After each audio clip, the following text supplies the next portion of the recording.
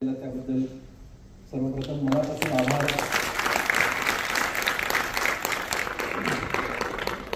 काय म्हणतात त्याला की जसे प्रयोग होतील तसे आम्ही यातली पत्र सुद्धा कदाचित बदलणार आहोत, त्यामुळे तुम्हाला पुन्हा पाहण्याची संधी मिळणार आहे. तुम्ही येऊ शकता परत.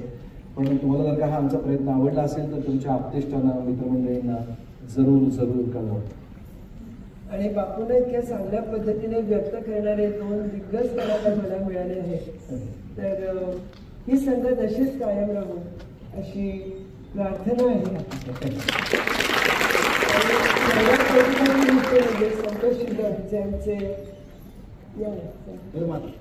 आमचे निर्माते आहेत.